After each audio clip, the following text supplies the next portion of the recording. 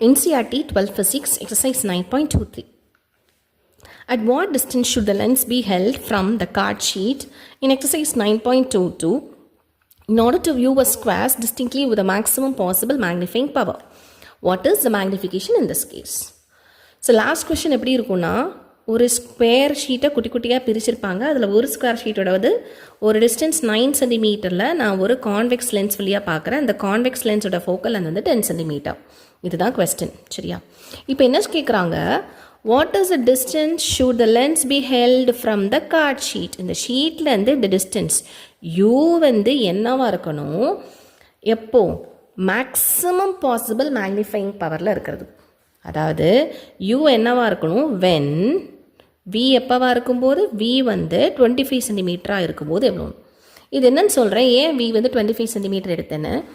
நமக்கு maximum solution பார்த்தீங்கன்னா maximum magnifying power. Maximum magnifying பவருக்கு ஃபார்முலா என்னென்னா D by magnitude of u. அப்போ இந்த டிங்கிறது 25, அதாவது விங்கிற இடத்துல தான் நான் டீன் போடுறேன், டிங்கிற இடத்துல தான் வி போடுறேன், புரியுதா? ஸோ இந்த விங்கிறது 25 சென்டிமீட்டராக எடுத்துக்கிறேன். ஓகே, ஸோ அப்போது 1/f is equal to 1/v minus 1/u தெரியும். எனக்கு u தானே வேணும். ஸோ யூக்கு என்னது minus 1/f போட்டுக்கலாம். விக்கு என்ன வருது, இட் இஸ் 25. எஃப்க்கு என்ன வருது, it is f is 10. So solve பண்ணானா 10 minus 25/250. So which is equal to 15/250 வரும். Okay, yes. இதில் ஒரு சின்ன மிஸ்டேக் நானுமே பண்ணிவிட்டேன். ஸோ கவனமாக பார்த்துக்கோங்க. டிங்கிறது 25 சென்டிமீட்டர் தான். ஓகே, டி தான் 25 சென்டிமீட்டர்.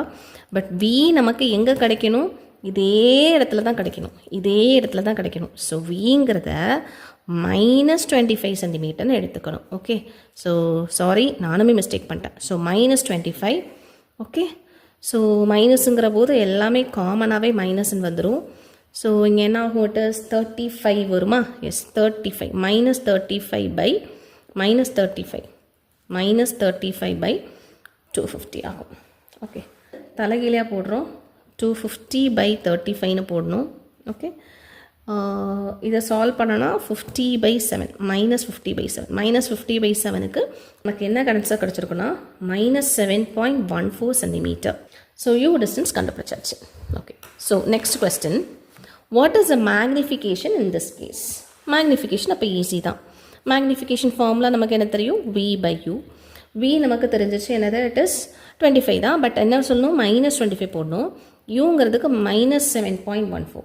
ஸோ -7.14 தானே நமக்கு 50/7. ஸோ அது இன்னும் ஈஸியாக இருக்கும்ல 50/7 போட்டால். ஸோ மைனஸும் மைனஸும் ப்ளஸ் ஆகிடும்.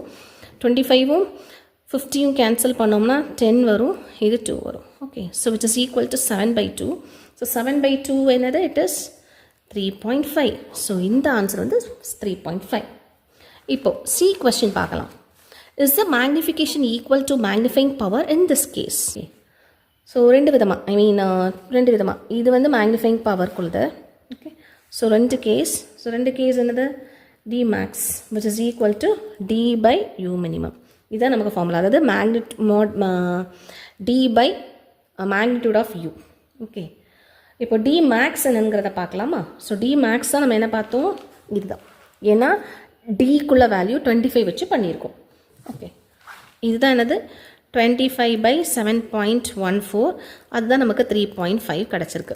ஓகே, இப்போ இன்னொரு ஃபார்முலா நமக்கு மேக்னிஃபையிங்க்கு ஃபார்ம் என்ன வரும், m is equal to 1 + d/f. 1 + d/f. இப்போ 1 + d/fனா 1 + 25/10 கிடைக்கும், which is equal to என்ன வரும், 25/1 + 2.5 which is equal to 3.5. So இது ஆங்குலர் மேக்னிஃபிகேஷன், அதாவது மேக்னிஃபைங் பவர் வச்சு பண்ணக்கூடியது. டி வந்து 25. இது நமக்கு ஒரிஜினல் ஃபார்முலா, அதாவது வி வந்து இன்ஃபினிட்டில் இல்லைன்னா. ஸோ ரெண்டு கேஸுக்குமே இப்போ ஆன்சர் நமக்கு என்ன தான் கிடச்சிருக்கு, சேமாக கிடச்சிருக்கு.